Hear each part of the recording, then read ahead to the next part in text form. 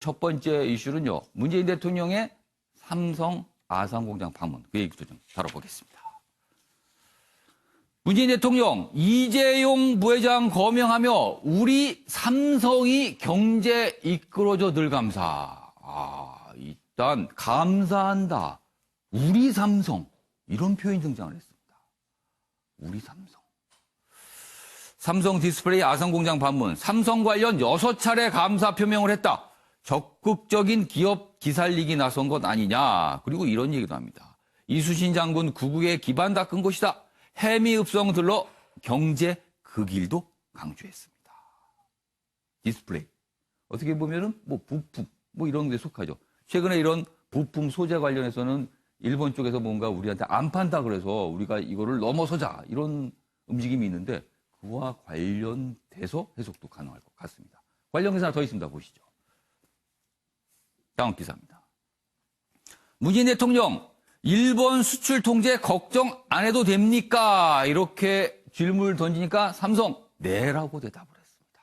그러니까 뭔가 주고받고 잘 뭔가 분위기가 있었다라는 거예요. 올해 보니까 7번째 만난 문재인 대통령 그리고 이재용 부회장입니다. 벌써 7번째군요. 여기 보면요. 7번이 표로 정리가 되어 있는데 여기 보시죠. 어제 이제 만난 거, 그 앞서서 6월, 또 4월, 2월, 1월 쭉 있습니다. 굉장히 자주 만난 걸로 좀 돼 있어요. 자, 문 대통령, 누구도 넘볼 수 없는 디스플레이 제조 강국 가자. 그러자 이재용 부회장 제조 강국 말씀 제게 큰 힘이 됩니다. 이렇게 또 화답을 했습니다. 어제 분위기입니다. 지금 기사들이 많은 기사들이 이렇게 전하고 있는데요. 그럼 어제 모습 영상으로 확인해 보겠습니다. 요즘 그 디스플레이 쪽은 일부 핵심 부품 소재 또 장비가 특정국의 의존도가 높아서 수출 통제에 영향을 받지 않을까 국민들이 걱정 많이 하지 않습니까? 이제 그 걱정 안 해도 됩니까? 네, 걱정 안 하셔도 됩니다. 오늘 신규 투자 협약식은 세계 1위 디스플레이 경쟁력을 지키면서 핵심 소재 부품 장비를 자립하여 누구도 넘볼 수 없는 디스플레이 제조 강국으로 가는 출발점이 될 것입니다. 오늘 누구도 넘볼 수 없는 디스플레이 제조 강국을 만들자는 오늘 말씀은 저에게 정말 큰 힘이 되었습니다. 자, 어제 그 모습 오늘 많은 신문들이 전하고 있는데요. 과연 어떤 의미를 가질까? 그리고요, 조금 더 좁혀보면 정치적으로 과연 어떤 의미가 있을까? 다양한 시각이 있을 것 같은데요. 다음 기사입니다. 그 의미를 분석했습니다. 조국 대신 경제로 방향을 튼 문 대통령이다. 이렇게 돼 있네요. 이재용 호명하며 13조 투자 감사하다. 이렇게 돼 있습니다. 역시 여기 보면요. 여러 가지 얘기가 있는데 그중에서 어제 방문의 의미, 그 해석과 관련된 대목들이 있어요. 여기 보시면 여기 있습니다. 누구도 넘볼 수 없는 제조 강국 출발점이다. 이런 발언의 의미가 일본 수출 규제 100일을 맞아 그 길과 자강을 강조했다. 그리고 어제 그 모습이 그 현장에서 나타났다. 이런 해석이 있고요. 그리고 뭐 이재용 부회장은 함께 잘 사는 나라 앞장서겠다. 뭐 이런 화답도 있답니다. 그리고 여기 보시죠. 좀 더 해석을 좀 곁들여 놨습니다. 아랫부분입니다. 문재인 대통령이 국정농단 사건 상고심에서 뭐 뇌물공여 혐의를 추가 인정받고 파기환송심을 앞둔 이 부회장. 아무튼 뭔가 이게 재판을 지금 앞두고 있는 이 부회장의 이름을 직접 거명하며 감사를 표시한 것은 이례적이다. 이례적이다. 이렇게 얘기했어요. 그리고 이렇게 나오니까 기자들이 질문을 해요. 이게 과연 어떤 의미냐. 그러다 청와대 관계자는 좀 신중한 입장입니다. 여기 보시면 재판과 별개로 윗부분입니다. 경제 회생과 미래 먹거리를 위한 적극적 투자에 대한 감사의 의미다. 그렇다면서 확대 해석을 경계했다. 서울신문은 이 부분을 딱 붙여놨네요. 확대 해석을 경계하는 게 청와대 입장이다. 이런 뜻입니다. 자, 윤경호 의원님. 6번의 감사 표명. 어떻게 보면 이례적이라고 할 수도 있어요. 그리고 이름을 거명하면서 또 감사 표명합니다. 자, 왜 그랬을까요? 삼성이 지금 대한민국의 간판 기업이고요. 예. 세계적인 기업이라는 거 국민 모두 다 알죠. 예. 그걸 대통령이 굳이 다시 언급을 했다. 전 그게 뉴스가 과연 돼야 되느냐. 뉴스가 됐으니까 지금 우리가 다루는 거죠. 대부분의 언론에서 굉장히 좀 비중을 좀 다루고 있어요. 그렇습니다. 삼성이 처해 있는 현실과 맞물리는 거죠. 예. 방금 서울신문 기사 말미에 있었습니다만 대법원에서 파기환송을 함으로써 예. 국정농단, 뇌물죄 관련해서 예. 고법의 판결을 앞두고 있죠. 예. 그 판결에 만약 유죄가 확정되면 이재용 부회장은 다시 감옥으로 수감돼야 되는 처지이지 않습니까? 예. 그 재판을 마냥 뒤로 미룰 수는 없는 거고요. 예. 그러나 이재용 부회장도 그렇고 대통령도 언급을 할 때마다 할 일은 하자. 각자 자기가 맡은 일은 해야 된다. 이런 식의 표현을 했어요. 예. 예. 어제도 그런 것 중에 하나로 봐야겠죠. 예. 삼성 입장에서 보면 작년 8월에 예. 이재용 부회장이 5G 앞으로 미래 산업의 진추가 될 수 있는 분야에 예. 3년간 뭐 130조, 180조 투자하겠다. 이런 계획을 내놓은 적이 있어요. 예. 또 올해 4월에는 예. 삼성이 지금 세계 반도체 업계 예. 1위지만 분야가 전혀 다른 시스템 반도체 분야에도 우리가 뛰어들겠다. 예. 거기에도 뭐 5년간 130조를 투자하겠다. 예. 이런 식으로 아주 거창한 장기 플랜을 내놨는데 어제의 경우는 예. 디스플레이는 지금 한중일 간의 예. 시장을 놓고 경쟁이 사실은 치열합니다. 예. 우리가 개별 업체별로만 따지면 중국이 1위 업체이고요. 삼성은 오히려 한 4위, 5위 정도 됩니다. 예. 예. LG 디스플레이가 오히려 지금 세계 시장 예. 2위를 차지하고 있어요. 합치면 우리가 1위가 될 수는 있죠. 예. 문제는 어저께 삼성이 투자하겠다고 했는 13조의 예. 투자 대상은 예.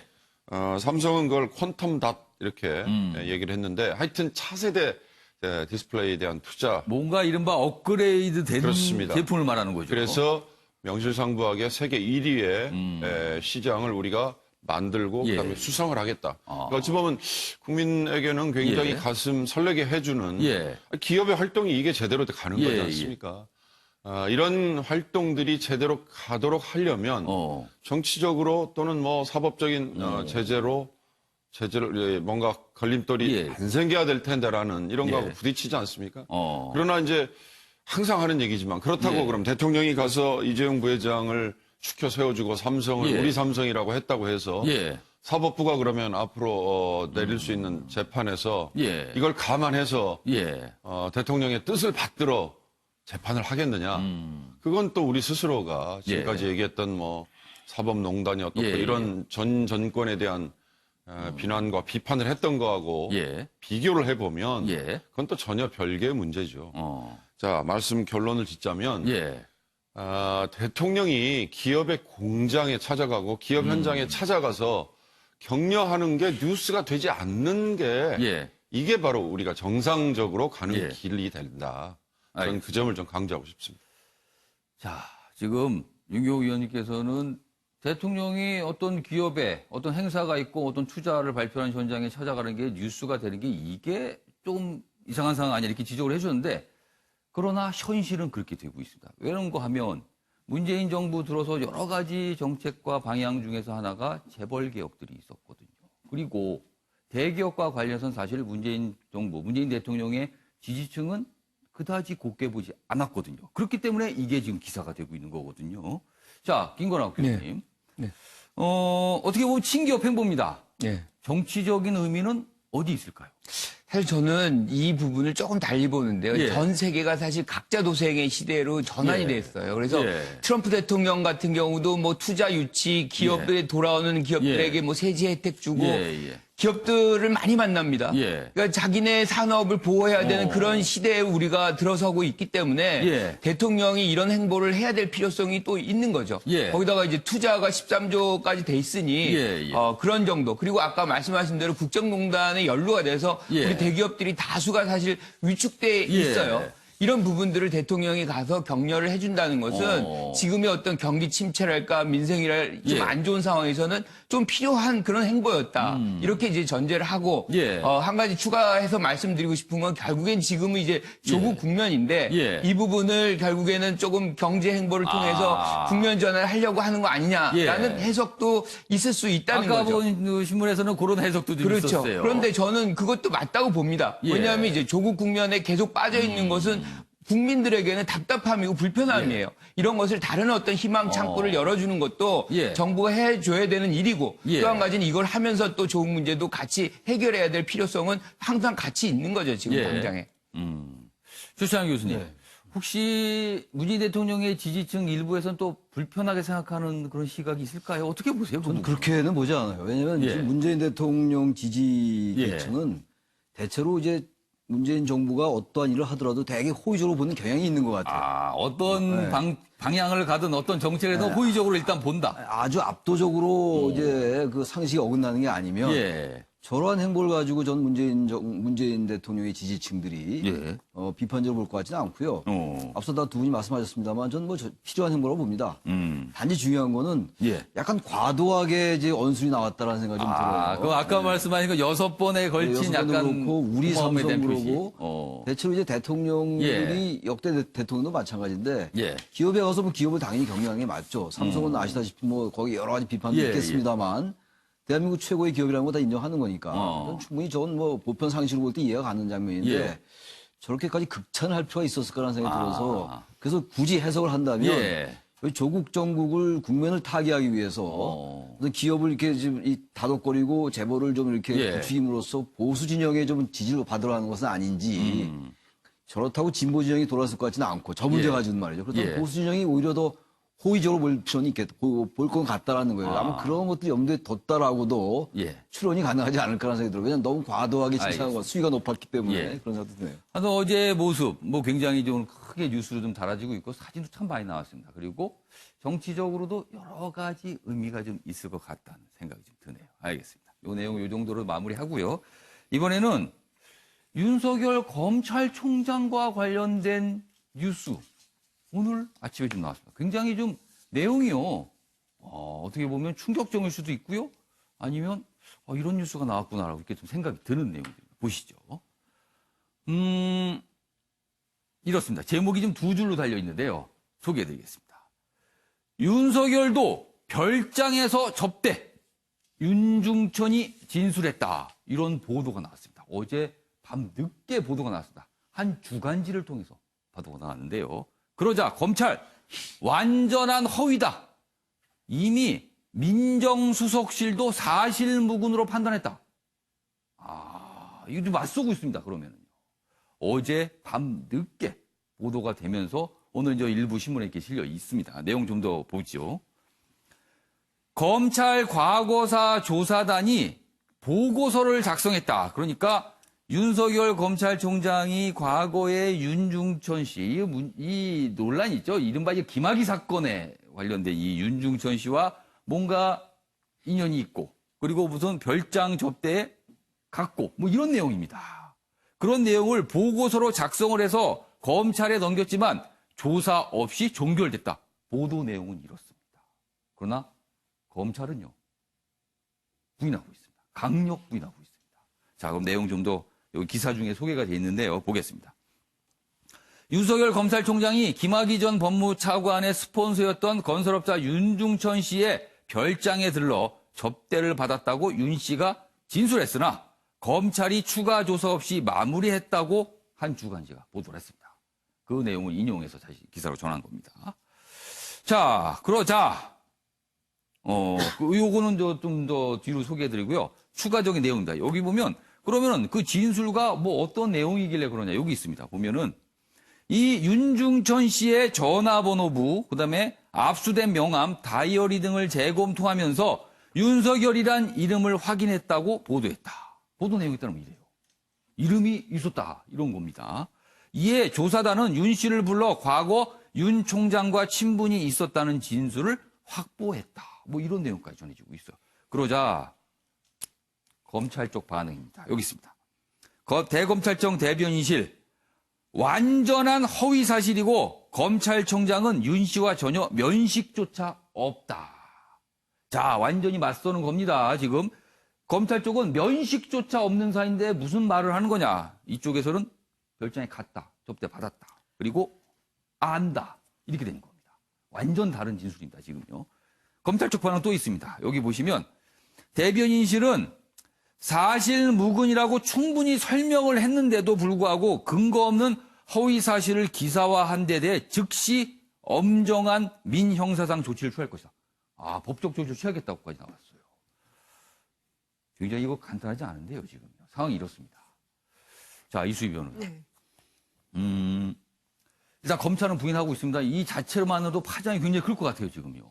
근데 이제 보도 시기가 이제 예. 그 묘하죠. 지금 예. 이제 윤석열 총장하고 조국 예. 장관이 두 사람이 대치하고 있는 뭐 누가 살아남느냐 뭐 이런 이제 언론과 정치권의 시각은 지금 거의 대치로 보고 있죠. 예. 지금. 그 예. 뭐 자극적인 그 관계들을 예. 설정을 해두고 있는데, 근데 이 기사만 보면은 예. 첫 번째는 그 이제 그 윤중천이라고 하는 그 사업가가 예. 김학의 전 차관하고 얽히면서 뭐 상당히 좀 방탕하고 예. 아주 문란한 그런 뭐 접대들이 있었다는 예. 거예요. 거기에서 또 엽기적인 범죄도 있었다. 뭐 이러면서 아주 많은 얘기들이 있었던 사건인데, 그런데 그 윤중천이 2013년 당시 1차 수사 때에 그 사람이 제출한 뭐 이런 증거들에서 예. 확보된 증거들에서 윤석열이라는 이 이름이 좀 특이하잖아요. 이렇게 예. 흔한 이름은 아니죠. 예. 그런 이름이 나왔고 윤중천이 나 아는 사람이다. 지금의 총장 윤석열 검사하고 아는 사이다. 뭐 예.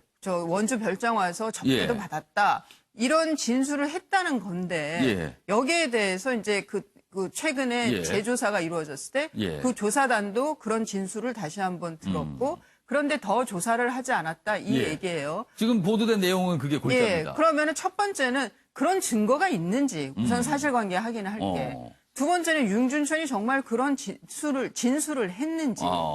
그런 게 있다 그러면은 진술과 증거가 있다 그러면은 예. 세 번째 가면은 그러면 그게 사실이 맞는지에 대한 확인이 예. 돼야 되는 거잖아요. 예. 근데 지금 이제 그 대검에서 하는 얘기는 예. 검찰총장 인사검증 때도 이런 음해성 제보가 있었고 그걸 민정수석실에서 조사를 했는데 사실무근이다라고 해서 문제 없다라고 해서 검찰총장 그 통과를 했다는 거잖아요. 예. 검증에서.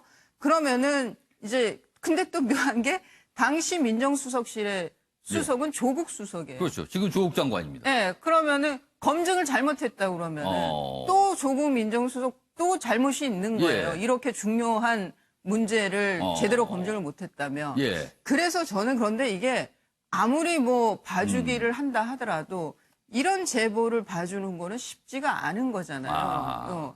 그런데 그런 면에서 그러니까 윤석열 총장도 아주 큰 허물을 예, 충격. 보이는 그런 사실이면서도 예. 동시에 조국 장관도 같이 책임을 져야 되는 질 수도 있는 서로가 물려 있는 사안으로 보입니다. 이거는. 그러니까 상황이요. 가만히 생각해보면 굉장히 묘하게 지금 보여요. 왜냐하면 지금 이수희 변호사 잠깐 말씀하셨는데 만약에 이런 보도 내용이 사실이라면 가정하겠습니다. 사실이라면 윤석열 검찰총장 대단히 큰 파장과 충격을 입게 되는 거죠. 그리고 근데 또 돌려서 보면 그러면은 왜 청와대 구체적으로는 조국 장관이 민정수석일 때 그 민정수석실에서는 왜 이런 검증을 못했느냐는 또 질문이 나오게 돼요. 이렇게 됩니다. 그리고 만약에 이게 사실이 아니라면 왜 보도로 나왔냐는 거죠. 또 이게. 그래서 굉장히 상황이 묘해집니다. 임근학 교수님. 예. 저는 한 분이 좀 떠올라요. 최동욱 전 검찰총장. 혼외자 얘기인데. 이거 한참 된 얘기인데요. 그렇죠. 지금. 그때도 이제 국정원에 대한 어떤 댓글 조사하는 그런 장면에서 이 혼외자 문제가 나오고 흔들리고 결국에 이제 낙마를 하는 장면이 나왔거든요. 그래서 그런 시기성이라는 게 지금 이수희 변호사님 말씀하셨지만 참 미묘하다. 그래서 굉장히 정치적으로 달리 계산될 수 있는, 해석될 수 있는 요소가 너무 많은 것이고, 저는 이 부분은 결국엔 윤중천 씨의 얘기가 사실인지 아닌지를 먼저 규명하는 게 맞는 거고, 거기서 갔다 그래가지고 또는 그 사람을 안다 그래서 모든 게 잘못된 건 아니잖아요. 윤석열 총장이 거기서 예컨대 뇌물을 받았다거나 뭔가 범죄 행위가 있어야만 뭐가 되는 것이지, 그렇지 않다 그러면 이게 흔들기의 어떤 일종 아닌가라고 해석할 수도 있는 거예요. 그래서 저는 지금 이 기사만으로는 우리가 확대 해석하는 거는 좀 경계할 필요가 있다 이렇게 생각합니다. 아직은 전 보도가 나온 지 얼마 안 됐어요. 그래서 전 관련된 분들이 여러 가지 주장과 설명, 해명이 있을 겁니다. 그리고 아마 추가적인 보도가 나올 것 같기도 합니다. 그래서 조금 더 기다려봐야 될 것 같긴 하지만 또 상황은 좀 굉장히 좀 묘한 상황입니다. 이 기사 자체를 좀 보면요. 이 내용은 뭐 아직은 추가적으로 나온 게 없어서 이 정도 좀 마무리하고요. 보겠습니다. 조국 장관과 관련된 내용입니다. 보시죠. 권익위원장, 이른바 전 김영란법과 관련된 그리고 뭐 이해충돌과 관련된 이런 분야에 대한 어떤 뭐 판단을 하고 이런 곳이죠. 권익위원장, 조국 장관직 수사와 이해충돌이다. 어제 국정감사장에서 이런 취지의 얘기를 했습니다. 조국 장관의 검찰 개혁의 소신 발언이다. 배우자가 수사받고 있는 경우 장관 업무와 관련 있을 수 있어 직무 배제, 일시 중지 처분이 가능하다. 이런 입장을 보였습니다. 여기 보시면 박은정 국민권익위원장 요 모습입니다. 어제 국감장에서 출석을 했는데요. 뭐 여러 가지 질문을 받고 답을 한 내용 중에 이런 내용이 있었습니다. 관련 기사 하나 더 있는데요. 보시죠. 권익위원장 부인 수사와 조국 장관직 이해 충돌 직무 배제 가능하다. 역시 같은 내용 제목으로 달려 있습니다. 권익위 문제 있다고 판단되면 대통령에게 통보 방안이 바람직. 뭐 이런 얘기도 나왔고요. 여당은 그러나 좀 불편한 모양새였어요. 어제 이런 질문과 답변에 대해서. 수사 관여 왔는데 뭐 이런 얘기가 왜 나오는가 의미 없다. 이렇게 반응을 보였고요. 뭐 아무튼 그 내용 좀 전하고 있습니다. 자, 그러면 여기서요. 어제 국정감사장의 모습이 실제 어땠는지 확인해 보겠습니다. 검찰을 압박하고 조국 일가족의 수사를 방해하고 있다고 직무를 이용해서 사적 이익을 명백하게 추구하는 행위라고 이렇게 보여지거든요. 5억만 가지고 마치 어떤 이해충돌에 해당하는 것처럼 주장하거나 이야기하거나 맞지 않다고 생각하는데 어떠세요? 직무 관련자가 이해관계자일 경우에는 권한을 행사했는가 여부를 떠나서 그 신고를 하도록 그렇게 되어 있습니다. 다만 그 조국 장관은 그 여러 차례 가족 수사 관련해서는 관여하지 않겠다고 했으니까. 그러니까 이 권익위원장의 말은 그거죠. 뭐 이해 충돌로 뭐 볼 수도 있을 것 같다. 장관 자리에 있어서 뭐 수사가 진행되니까. 추가적인 질문도 있고 또 뭐 여당 쪽 질문하는데 그렇다고 해서 지금 뭐 수사에 관여하지 않는다고 얘기했으니까 뭐 검찰 수사를 좀 기다려보죠. 그러니까 말을 하고 있지만 굉장히 조심스러운 거예요. 지금 모습을 보셨지만 그런 분위기가 좀 느껴집니다. 자, 최창렬 교수님. 지금 상황 어떻게 이해충돌로 봐야 되는 상황인가요? 아니면은 조금 그렇게까지 볼 거는 아니라고 판단하십니까? 저는 이해충돌의 여지가 충분히 있다고 생각합니다. 여지가 좀 있다. 왜냐하면 저는 사실 개인적으로 예. 조국 장관이 이 사안이 이제 가닥이 잡힐 때까지 예. 일단 장관직을 좀 내려놔라라고 여러 번 주장을 했어요. 그러면은 장관직을 내려온다는 건 직무를 멈춘다. 직무를 좀 정지시켜라. 그동안만. 그러니까 예. 장관직을 뭐 해임하는 건 전혀 아니에요. 그런 건 아니지만 일단 직무를 좀 중지 상태로 이 있어야 사안은 된다. 왜냐하면 어쨌든 조국 장관의 부인 수사를 받고 있잖아요. 가족들이 어떤 그 수사 대상에 있는 것이고. 예. 그러니까 조국 장관은 뭐 저는 뭐 관여하지 않는 걸로 알고 있습니다. 뭐 본인도 그렇게 얘기하고 있고. 예. 뭐 관여한 그 정황도 전혀 없고. 근데 문제는 이거죠. 이해충돌 방지법의 취지라는 게 예. 이해충돌 방지 취지는 아무튼 그런 개연성을 생각하는 것이거든요. 그렇다는 뭐 증거가 있어서가 아니라 예. 단지 그렇게 된다라고 확증해서가 아니고 그럴 개연성이 있다. 인간이기 때문에. 그러니까 이해충돌이라는 게 원래 이제 발생을 한 내용에 대해 다루는 게 아니라 그렇죠. 그럴 수도 있다는 가능성을 관계가 부분을 보는 거죠. 직무 관련이 돼 있는 거 아니겠어요? 예. 법무부 장관이니까. 만약 예. 법무부 장관이 아니라면 이게 이 얘기가 안 나올 수가 있는데 나올 여지가 없죠. 예. 그냥 지금 바로 법무부의 외청이 검찰이고 예. 검찰이 이 사안 수사하고 있고 예. 바로 장관의 가족이 연루가 돼 있는 상황이기 때문에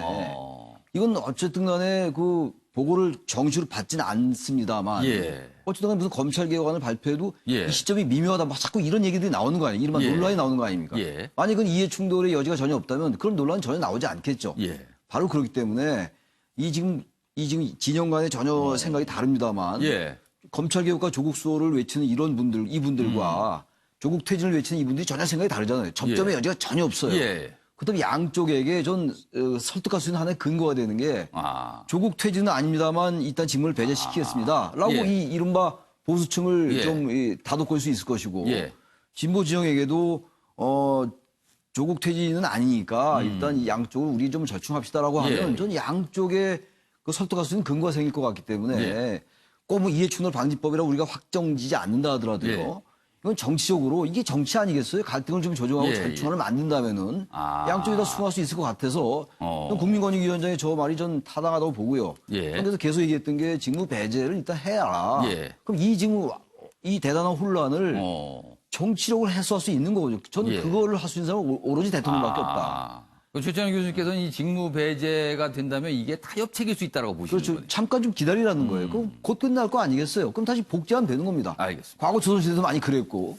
자, 윤경호 의원님. 이해 충돌이냐 아니냐. 뭐 구체적으로는 지금 말씀 나왔지만요. 직무 배제를 장관으로서의 직무를 배제할 것이냐 말 것이냐. 지금이 그걸 해야 되는 상황이냐? 뭐 그렇게까지 할 필요는 없는 상황이냐. 이거에 대한 판단이거든요. 윤경호 의원께서는 어떻게 보십니까? 이번 조국 장관 사태의 많은 예. 부분이 지금 그렇게 대치가 되고 있는 것 같아요. 예. 상식과 정황으로 보면 상당히 그럴 개연성이 높은 예. 사안들이 많죠.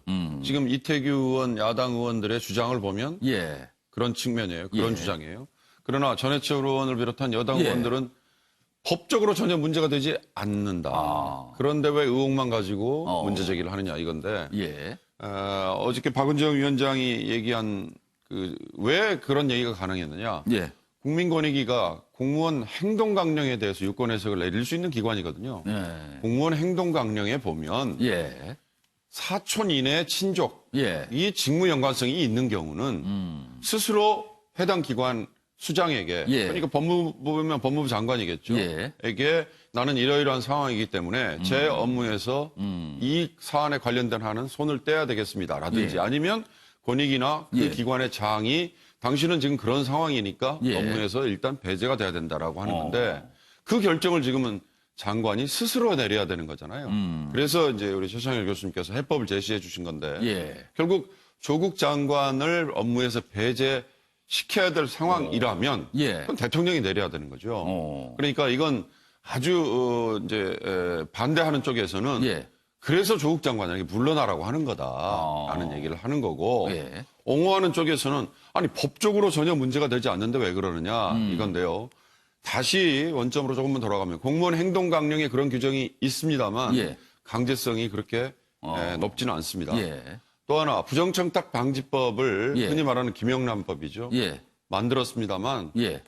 불행하게도 국회의원들이 본인들의 이해관계 때문에 이해충돌 방지 규정은 쏙 빼놨어요. 그 법에는 그 이해 충돌 부분이 없어요. 그렇습니다. 예. 그래서 차제에 우리도 조금 더 투명하고 선진화되는 사회를 만들기 위해서는 이런 식의 이해충돌 방지에 관한 예. 규정도 조금 더 법에 구체화시키고 그리고 김영란법 부정청탁 방지법에도 예.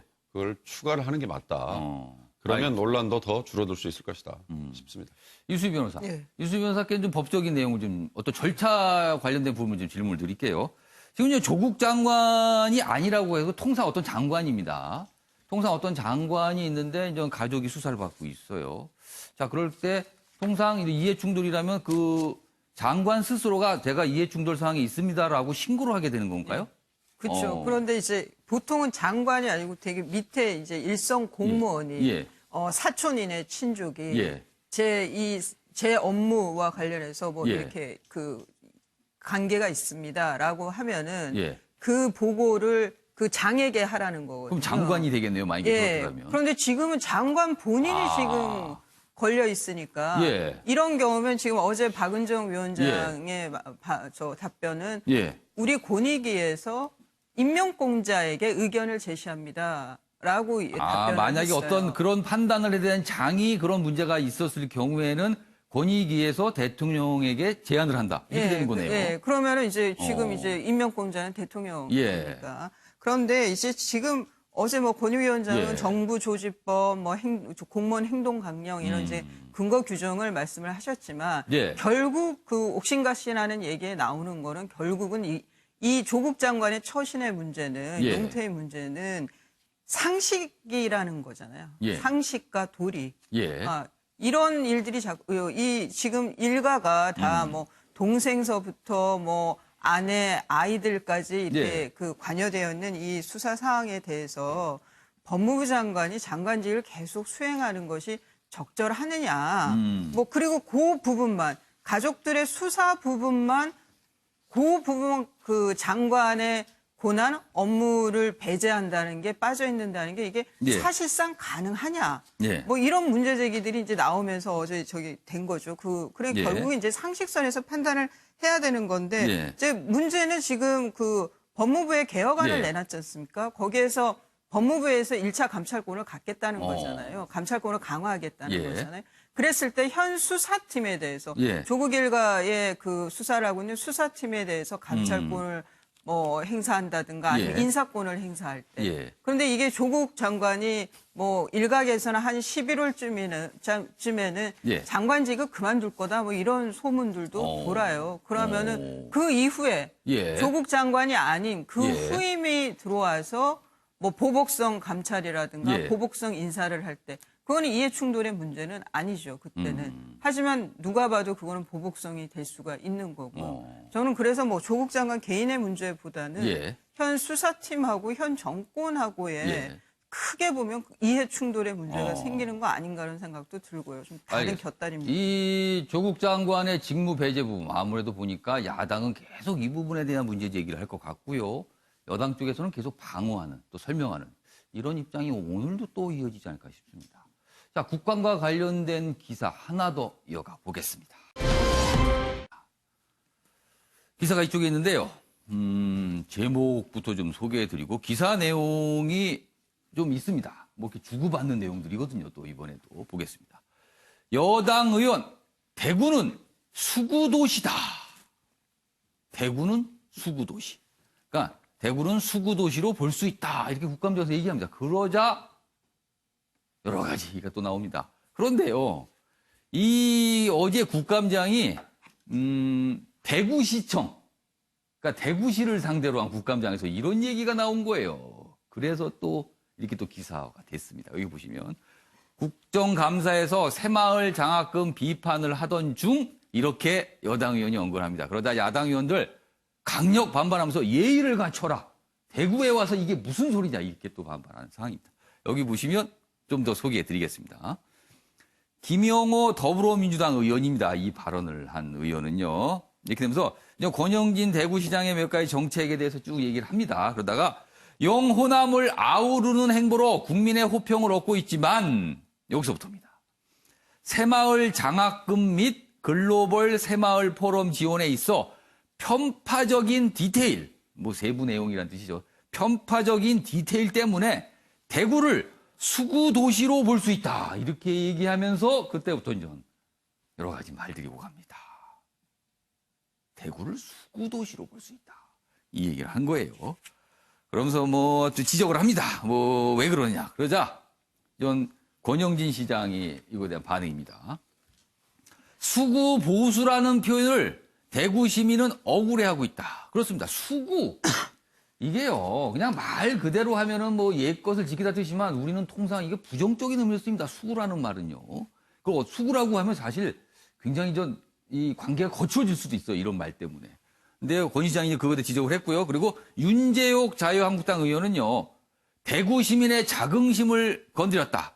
대구를 존중해달라. 이렇게 또 맞섰습니다. 그리고 조원진 우리공화당 의원 어제 또 굉장히 발끈했습니다. 그리고 거친 말이 또 나갔어요. 보시죠.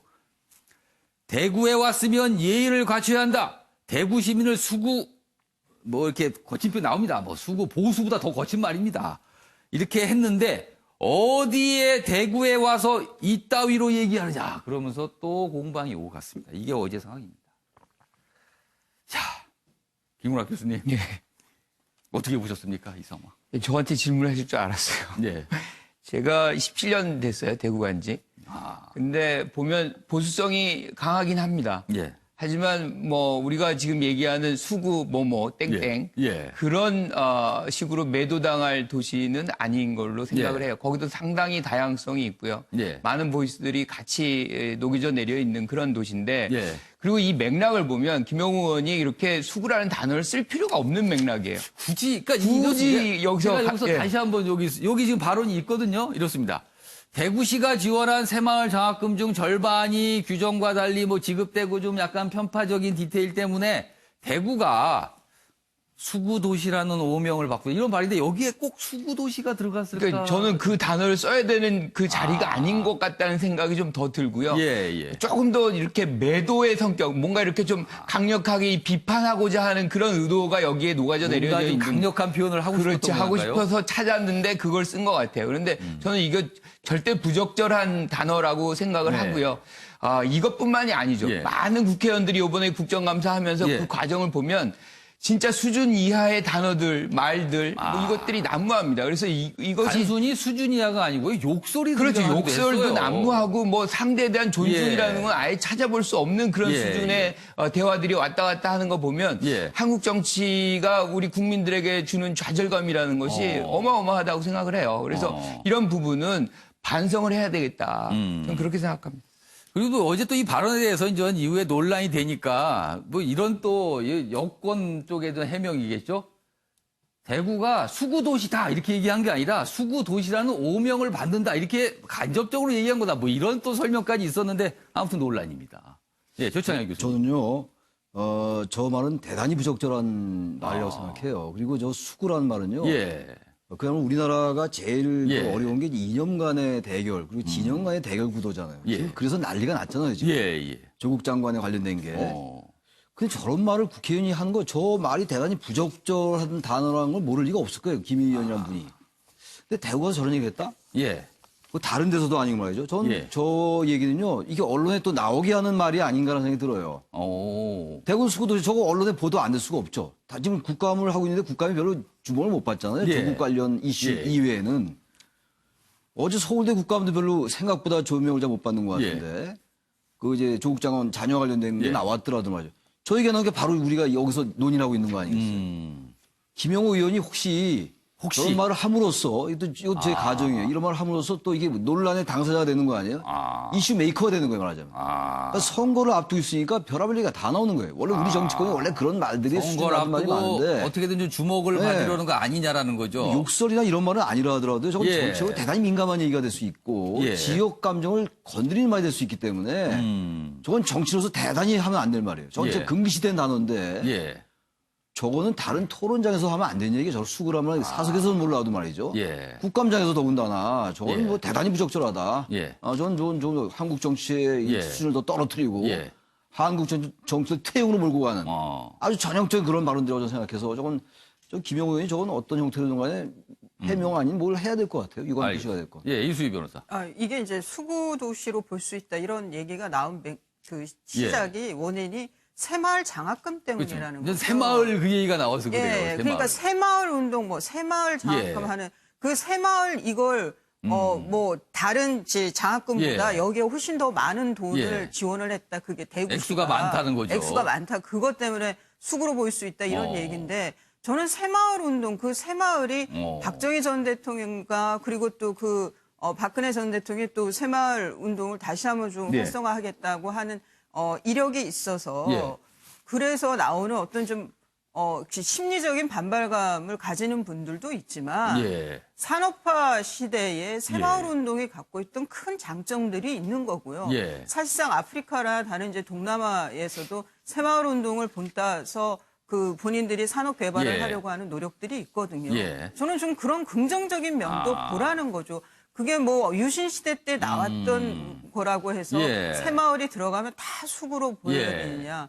좀 열린 시각으로도 볼 필요가 있고 이전에 우리 그 역사에 대해서도 좀 긍정적으로 볼 것은 긍정적으로 봐야 되는 거 아니냐는 생각이 듭니다. 알겠습니다. 아무튼 저 수구도시라는 발언 때문에 또 국감장에서 참 또 이게 공방이 오갔습니다. 자, 이번에는요. 정의당과 관련된 내용의 오늘 기사가 있는데 좀 짧게 다뤄보겠습니다. 매일경제신문 1면에 나오는 단독 기사입니다. 보시죠. 정의당 노조의 비례대표를 제안 그리고 당원 모집 논란이다. 당원 모집 그건 알겠는데요. 노조의 비례대표를 제안을 했다. 그러면서 당원 모집이다. 그러니까 이게 모양이 또 이상해지는 겁니다. 1만 명, 10,000명 서울교통공사 노조 대상으로 뭐 이런 제안을 했고 당원 모집이 이루어지고 있다. 이런 겁니다, 지금. 선관위 선거법 위반 조사 착수다. 이렇게 돼 있습니다. 여기 보시면, 이 부분입니다. 최근에 여기 있습니다. 지하철 노동자를 국회로 뭐 이런 어떤 캠페인을 하는 이 추진단이 있는데 여기에 이제 박정규 공동대표가 최근 노조 지부장들에게 보낸 문자입니다. 그 문자 내용입니다. 정의당 서울시당에서 우리 노조 소속 이은주 동지에게 비례대표 출마를 제안해왔다. 우리가 이은주 동지를 추천한다면 당선 유력한 비례대표 상위 순번에 배정될 수 있도록 하겠다는 것이다. 그러면서 그 이후에 당원 모집이 막 활발하게 이뤘다. 이렇게 되는 거예요. 그럼 이게 좀 묘하잖아요, 상황이요. 자, 그러자 이제 정의당 쪽에서 해명이 있죠. 이동영 정의당 서울시당 위원장은 서울교통공사의 당원 가입을 적극적으로 제안한 것은 맞지만 비례대표직을 조건으로 내건 적은 없다. 이렇게 됩니다. 그러니까 지금 비례대표직 제안과 당원 모집 이게 뭐가 같이 가는 거 아니냐 이런 문제가 될 수 있거든요. 선관위도 그 부분을 들여다보겠다는 건데 그런데 문자상으로는 그런 분위기가 나오는데 또 막상 정당 쪽은 부인하고 있고 또 이렇게 되는 겁니다. 이게. 윤경호 의원님 어떻게 보셨어요? 이 상황. 예, 이게 선관위가 조사를 해서 결과가 나와야겠지만 지금보도된 내용을 보면 논란의 여지가 분명히 있습니다. 우선 지금 나와 있습니다만 저 산의 벽보 저게 일단 서울시 교통노조 원들에게 이미 다 공개가 됐고요. 그다음에 한 당사자가 SNS 문자로 제안 뿌린 거에 보면 서울시 정의당 서울시당에서 이런 제안을 했다 이렇게 돼 있잖아요. 그러니까 비례대표직을 조건으로 제안을 한 거 하나. 그다음에 두 번째는 사전선거운동 여부. 이 두 가지가 지금 문제가 될 수 있겠네요. 되는 겁니다. 근데 이제 정의당 내에 나름대로의 구조 때문에 이런 문제가 지금 되는 건데요. 정의당 당원이 기사에도 나와 있습니다만 5만 명 정도 되는 걸로 돼 있어요.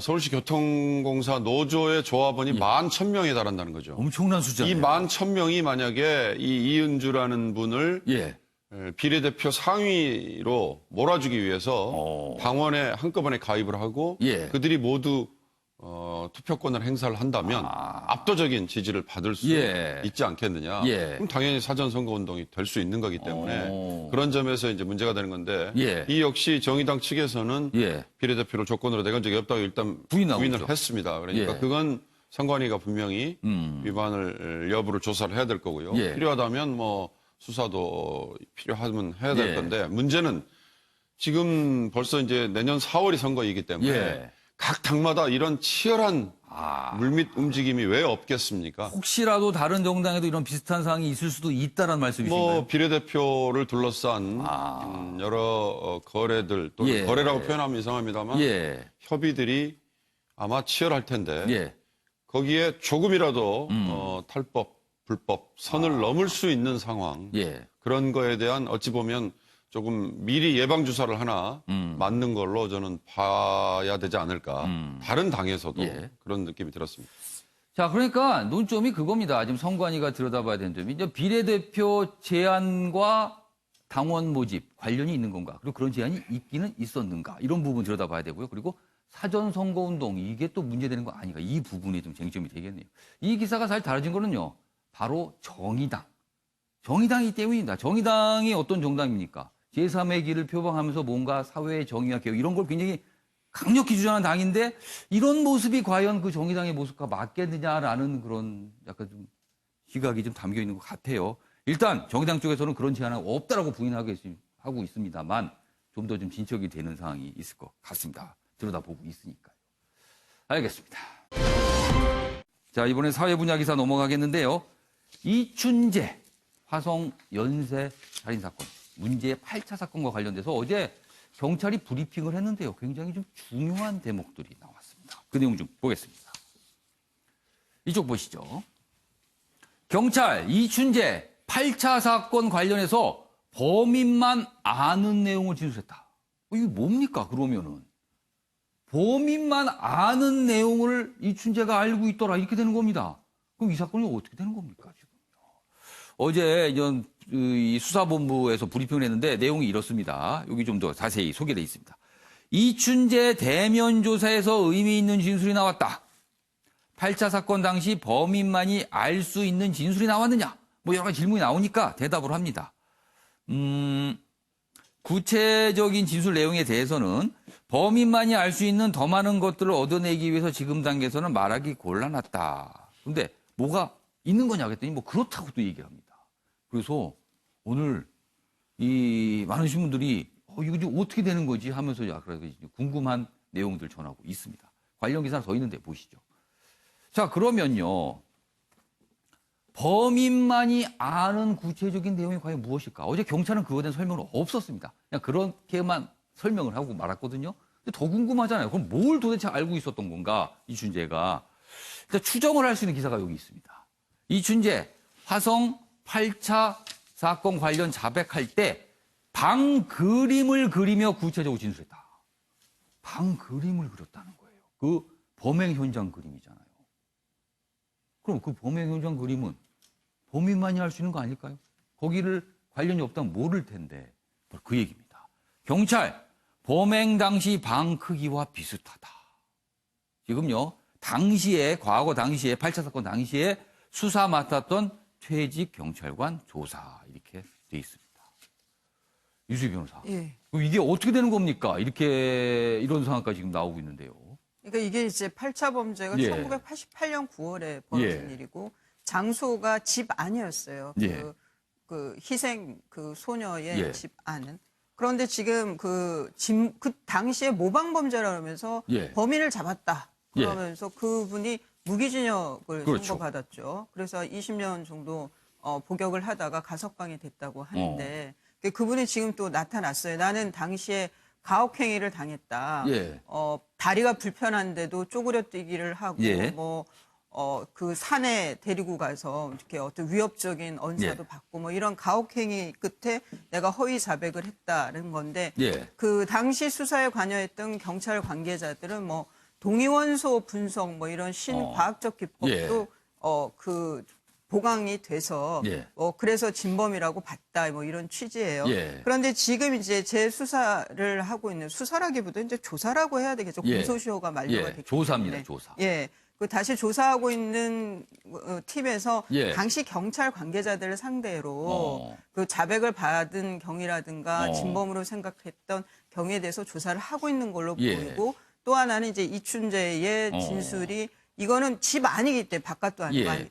범인이 아니면은 그 안에 들어가 본 사람이 아니면 알 수 예. 없는 어떤 진술. 그리고 그 피해 소녀를 직접 보지 않았으면 몰랐을 어떤 진술들을 했다는 거예요. 그렇다면 진범의 가능성이 훨씬 높아지는 거죠. 그래서 당시 그 경찰 관계자들, 수사 관계자들을 조사하면서 가혹행위가 있었는지 실수가 있었는지를 파악을 하는 것 같습니다. 예. 그런데 이제 이렇게 되면은 우리가 보통 이제 억울한 옥살이를 한 경우에 재심 청구를 하게 되죠. 그런데 형사소송법에서 보면은 재심을 청구를 하려면 확정 판결에 의해서 진범이 다른 사람이 범인이라는 게 나오든지 확정 판결에 의해서 당시 가혹행위가 있었다는 것이 밝혀지든지 뭐 그래야 돼요. 그 규정상으로는. 그래서 아마 이 만일 이제 이춘재가 진범이라면 억울한 옥살이를 했던 그 분의 경우에는 그 당시 수사 관계자나 뭐 국가배상 청구든 뭐 여러 가지 그 검토를 하겠지만 그 소송을 통해서 확정 판결을 받아서 이제 재심 청구를 해야 될 걸로 보입니다. 그러면 그 재심 청구를 하기 위한 그 소송은 구체적으로 어떤 소송이 되는 겁니까? 그 소송은? 이제 그게 지금 이춘재가 공소시효가 만료가 돼서 저 사람이 확정 판결을 받을 수가 없어요. 없습니다. 법적으로 안 됩니다. 지금. 예, 그러니까 당시 경찰을 상대로 가혹행위를. 근데 이것도 또 30년이 지났어요. 그것도 시효가 끝난 거 아닐까요? 공소시효가 만료가 돼서 확정 판결이 안 돼요. 예. 그러면은 민사상 손해배상 청구나 제 생각에는 그런 게 가능하지 않을까라는 생각이. 그러니까 명확한 증거가 만약 계속 나온다면 그걸 가지고 민사 소송을 벌여서 거기서 어떤 판결이 나오면 그걸 근거로 재심을 할 수 있다. 이렇게 되는 겁니까? 예, 그런 것 같습니다. 그럼 지금까지 나온 이런 여러 가지 자백이나 어떤 추가로 또 증거가 나온다면 그것만 가지고는 재심 절차 가기는 쉽지 않은 건가요? 예, 소송법상에는 그 확정 판결에 의해서 확정된 때라고 되어 있어서 예, 그래서 저도 이 사건을 보면서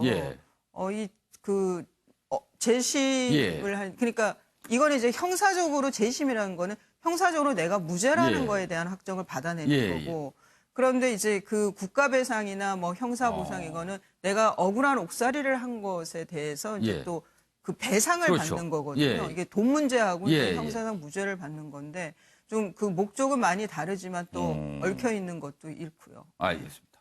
아무튼 지금 범인만 아는 내용을 진술했다. 일단 추정되는 거는 방 그림을 그렸다.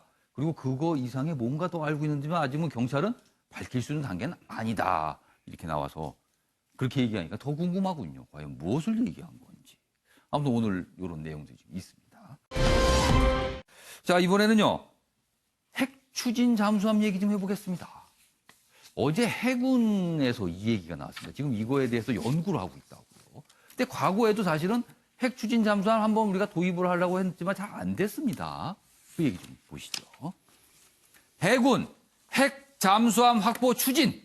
북한의 SLBM에 대응할 수 있다. 이겁니다. 국감 업무 보고. 지금 이 핵 추진 잠수함 확보 관련 TF를 운영 중이다. 그러니까 연구하고 있다는 거예요. 그러니까 가질 수 있는 방향이 무엇인가에 대해서.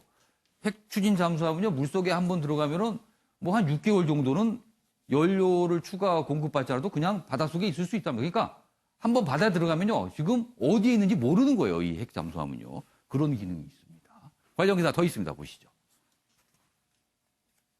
참여정부 추진했던 핵잠 수면 위로, 핵잠이 수면 위로 이런 또 표현을 썼네요. 한미 원자력 협정 암초 넘어야 한다 이렇게 돼 있습니다.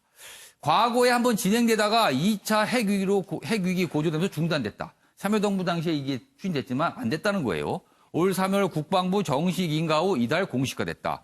군사 목적 우라늄 제한, 미국의 승인을 받아야 된다. 여기 보면 디젤 잠수함에 비해 수준 작전 능력 무제한이다. 아까 제가 말씀드렸죠. 물속에 한번 들어가면요. 몇 달은 기본으로 있을 수 있습니다. 안 나오고요. 평균 시속 37에서 47km로 속도도 최대 3배나 빠르다. 그러니까 대단한 작전 능력을 갖고 있는 거예요.